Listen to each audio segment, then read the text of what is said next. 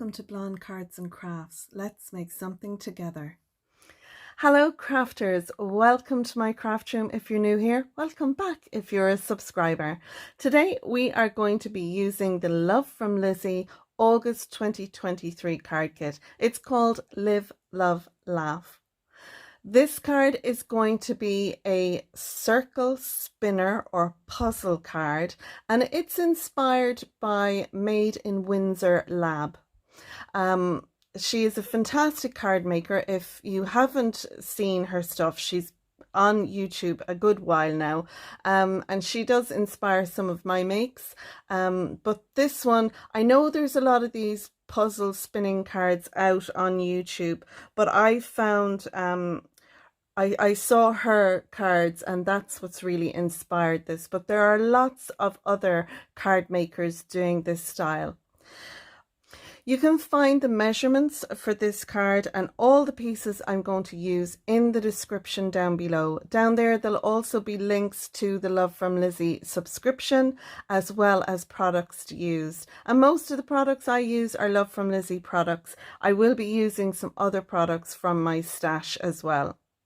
Okay, so let's start. I'm going to make a 6x6 puzzle card, and for that I need a 6x6 card base, and I have one here. I cut this from some Quilando cardstock, which is from Lidl's, that I have in my stash. Now this is about 280 GSM. It's lovely cardstock to work with.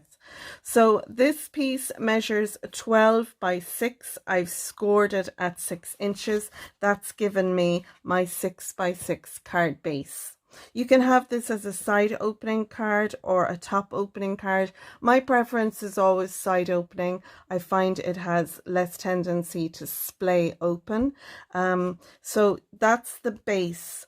Next, I have a piece of white cardstock. This measures 5 3/4 by 5 3/4. It's going to go on the inside of our card.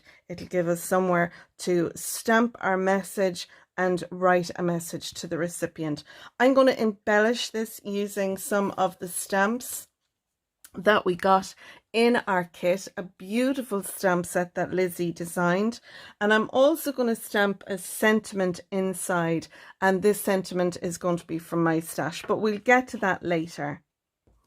Right, the main decoration for my card is this piece. In our kit this month we got 40 or 42 sheets of 12 by 12 pattern paper, and some of those are cut aparts, and on a couple of the sheets you get there's 4 panels to one sheet, and then there's pattern paper on the back. I loved this one. Now it didn't have the hello, it didn't have the butterflies or the flowers, it just had the dotted lines, the flowers here, and you are the greatest and most amazing. So I took the hello, which is in the stamp set. That's it there. I've taken the hello and I've stamped that using some VersaFine Claire Monarch is the color ink, and it's very close to the colors in the pattern paper itself.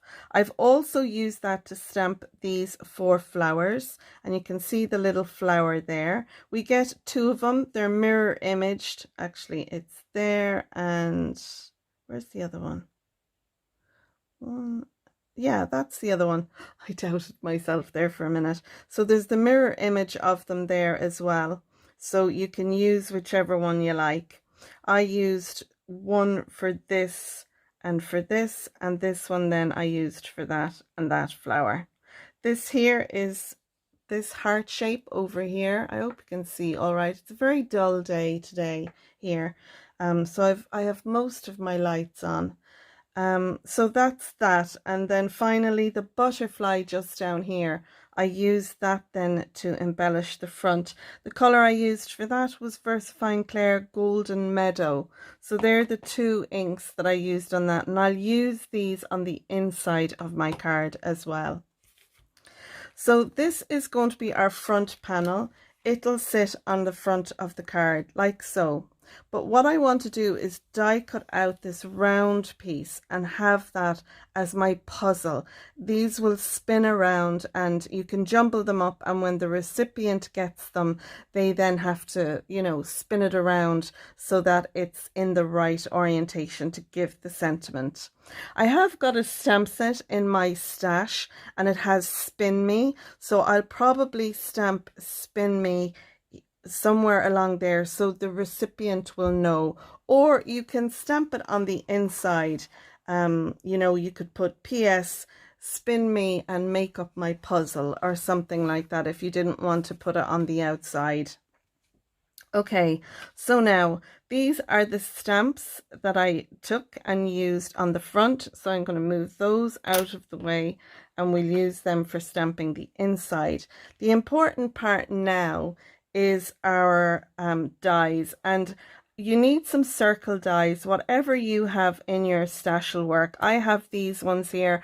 You can use the Love from Lizi dies. I actually have them in another project and I didn't want to take them off the other card that I have ready and prepped to make, so I'm using these ones from my stash. We need a number of different sizes. So what I have done with my dies, this circle ones, there are a die that goes in between. So I have taken them out. So I'm using every other die, and this then gives us a nice piece of the decoration to spin. So I have 4 dies here. I'm going to call the smallest one number 1, then number 2, number 3, and the largest one number 4. So of die number 4, or our largest die, I have die cut out 2 circles in white cardstock. You could die cut them out in the cardstock that you've used as your card base, but you really won't see them. So I don't think, you know, it's really up to yourself. This cardstock I'm using is 300 GSM. That's £120, I think, in the US. So you want a good strong cardstock for this. So I have 2 of those. Next, I have 3 of our die number 3. So this die here, I've die cut out 3 of those. I have die cut out 2 of our die number 2. And I've die cut out 3 of our smallest die, die number 1, because I want to have the center piece here. You need to have a brad. You pop a brad through this and it helps, it allows everything to spin, but I don't want to see the brad because I have a sentiment here. So the die cut piece, the center, will go on one of these, and then I can layer these 2 together, and that way you won't see the brad. The brad will be hidden beneath. And then finally, you need a brad for that, and you can use any size brad you like. And you'll also need a punch, and I have my punch. It's on my desk just here. So this is my X-Cut punch, and it comes with 3 different tips on it. I've got the largest tip in place at the moment, and it's about the standard size that you would get on a hole punch. But you get a medium and a small. And I think in hindsight, rather than use the punch, I would either put the small or middle-sized hole punch in here and used that to punch my hole through. And you'll see me go through this later on using this. But I think for a better finish, you should just use a pokey tool, something sharp. Poke your hole through and then place your brads through the hole. Now here I have a small brad, and then I have one with longer legs. So depending on how thick your circles add up to, you'll either use a smaller one or the larger one. And you can just cut the brad legs off there for whatever length you like. So that's the one I'm going to use for a finish. And like I said, You can use a hole punch, but I would recommend that because of using the brads, use a pokey tool to poke your hole through. It'll give you a better finish. I have movement in mine as they turn and spin. There's movement there, and I'll talk to you about that when we get further in. So now let's go ahead and do some assembly. So I've moved everything out of the way to make it a little easier for you to see. Now what we want to do is we want to layer up our dies. And I've got this stitched line here going around, so it helps me to line up. And what we're going to do is line them up and then put some low tack tape on them. Now, if you find it hard lining things up and taping them down, a handy little tip I have for you is this. If you use a piece of magnetic sheet, and I've just stuck mine onto a piece of red cardstock so I won't mislay it, then you can put your pattern paper or your project, whatever you like, down on this sheet. Then you can take your die and sit that down over it. And because it's magnetic, it's going to sit on there nicely and it's going to be held in place. So once I have that down, and that looks about even, I can then add the next one down. And I can move that around. And I'm sure this is a tip you've all seen. I know other crafters do use it, but it's just something I kind of thought, you know what, I'm gonna use this tip with the magnetic sheet. So now I'm happy with that. You can take your ruler and have a look and make sure everything, you know, is lined up and looking nice and the whole lot, but I'm just going to eyeball it. I think that looks good there. So once you have that done, you can take your tape, your low tack tape or washi tape, whatever you like to use, but just make sure that you take all the sticky, you know, off it as much as you can, because I don't want to go pulling this off my piece and it take away the paper underneath. So if it does remove some of my pattern paper underneath, I'll just cover it up. I'll figure it out, but I'm just gonna, hopefully this will help take the tackiness off and I can put it through my die cutting machine. And then all you need to do to take your panel off is just bow the magnetic sheet underneath, and that then will allow you to lift it off. Don't try and slide it or pull it off because your dies might move. Just bow the sheet down like this, and that way then the dies will pop up. And now we have our panel here ready to be die cut out. So I'm going to bring this to my die cutting machine now, and I'm going to cut that out. So now I have die cut this out. It's a matter of taking our panels and our dies off, and fingers crossed everything will pop out. And they did. They popped out nicely, so I'm delighted with that. So now we have all these pieces ready to go. It's a matter of doing some assembly now, so we're going to do that next. So this piece is going to go on our card base like so,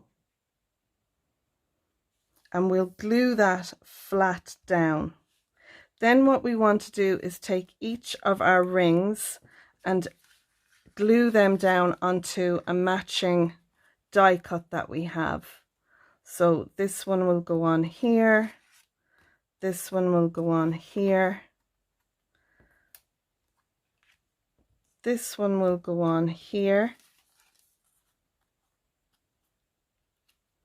and then this one, I'm going to pop that on here.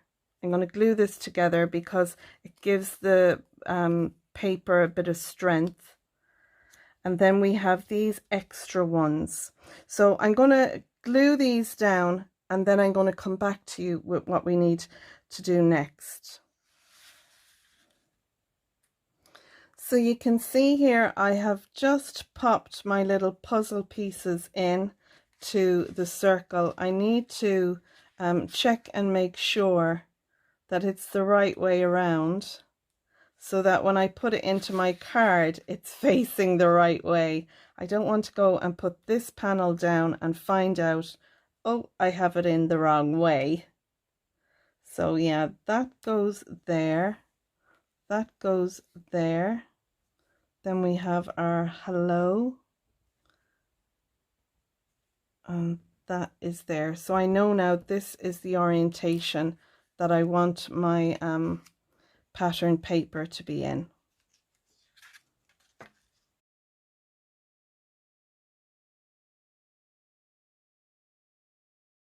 And I think that is centered. Lovely. Now, what we want to do with the extra ones is we're going to take our extra pieces and fill them in here. That way, when we want to go moving, if this piece is in here, it's kind of hard. It's hard to spin this if it's set in there. But if we raise it up on a piece of cardstock, like so, and I'm actually going to turn it around so the smooth side will be in there, it makes it easier for the recipient to spin it. So that's why I have done these extra pieces. So I want to glue that one in there, I want to glue this one in here, and this one in here, and I'm turning them so the front of it, what we, the pretty side, is going to be faced down, so it'll spin easier. So that's the next thing I'm going to do now. I'm going to add some liquid adhesive to these next and pop them in.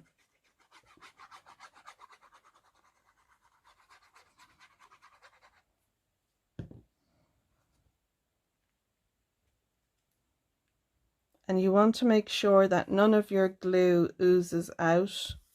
You don't want it to damage the image.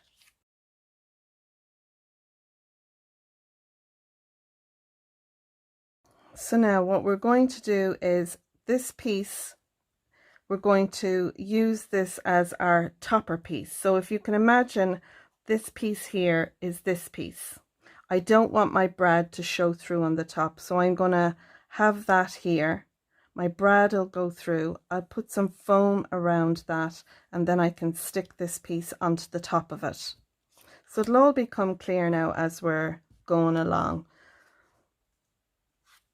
So now we have this piece here, and I was debating having that so this piece is raised up a little bit and gluing that on the back there, and then this piece is so that we can attach this to our card base, and our brad will actually stick to that, and then this will allow this piece to spin. So that's what we're going to do. So this piece is going to get glued on here, and that's getting glued onto the back.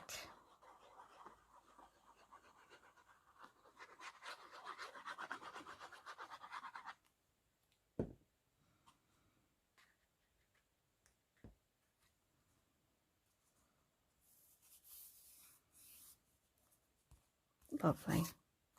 So now we have all our pieces. What we want to do now is line them all up so they line up perfectly,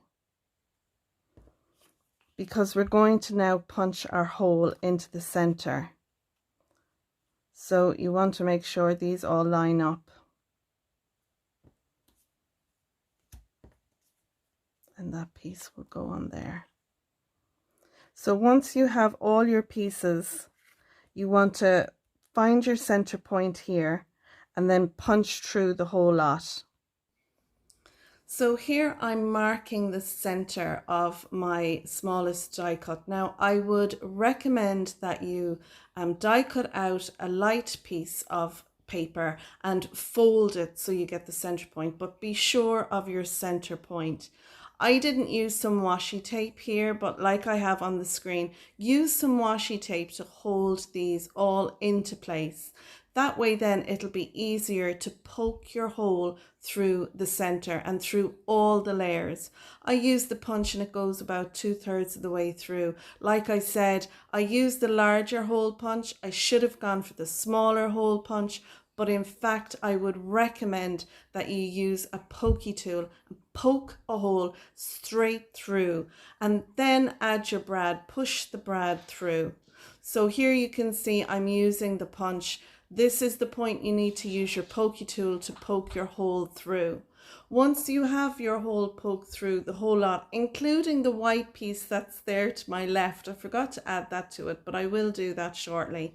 Once you have your hole poked through all of your circle die cuts that have been layered together, once you have that poked through using a sharp pokey tool, then feed through the brad. Just push it through, because when you feed the brad through this way and assemble it and put it onto the card, your circles will stay within their perimeter. You know, when I go and spin my card to move it all around, it kind of moves off center a bit, and that's because there's movement because of the hole. The hole is too wide. You can see it when I pop the brad in there. There's a bit, there's room in there, and really for this puzzle card to work well, you don't want any room in the hole between the hole and the brad. So, you know, it's in hindsight, having made this card, that I've come to realize that I thought it would just be handier and cleaner to use a hole punch, especially the X-cut one, because that'll punch wherever I want it to punch. But yeah, I think go with the smallest hole if you have this one, or use a pokey tool. And that way then you can add your tape here to the bottom. You can either use foam tape or you can use double-sided tape. That smaller die cut on the back of the larger one is what is going to stick down onto our card base. And I'm just going to line that all up in there nicely, and then press down on it. I'm actually playing with it. It's the outer one you need to make sure is fitted into the opening there nicely. And then we'll have the top piece. I'll add some foams behind that, and that way then we won't see our brad. And again, you need to make sure when you add that piece on over the brad that you line that up. I couldn't actually look over the top because my camera was in the way. But these are just some tips and tricks that I learned in making this card. I just found the brad had too much movement because I didn't use a pokey tool. So let's go back to the original audio now from when I was making the card. I want to make sure that my outer ring is lined up with my images. So I'm just kind of sitting that into place there. And once I'm happy with that, then I can line that up and add a bit of pressure behind that.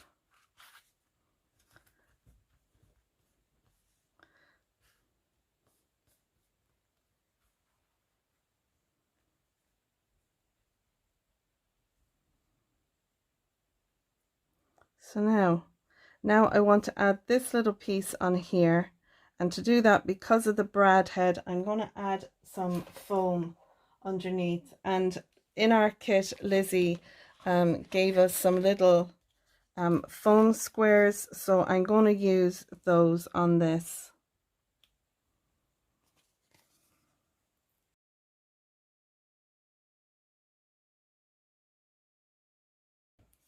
So now I want to make sure that I line this one up with my panel below.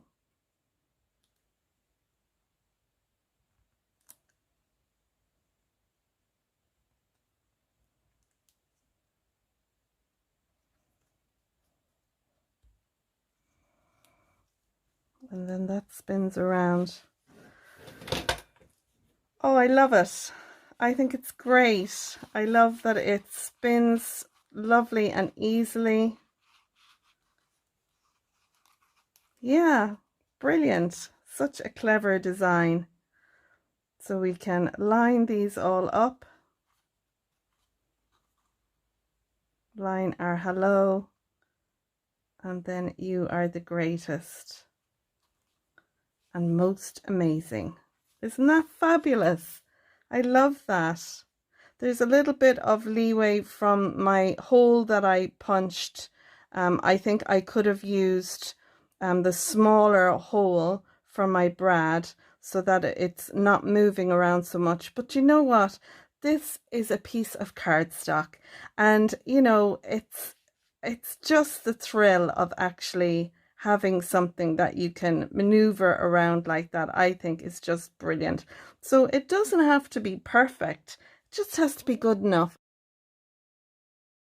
So now I want to stamp my spin, so I'm going to do that next. And I also want to stamp my piece that goes inside, so I'm going to put this off to the side, and all I want to do is play with it. I'm going to put this off to the side, and I'm going to stamp my panel for inside and then stamp the spin me on the outside. So let's go ahead and do that next.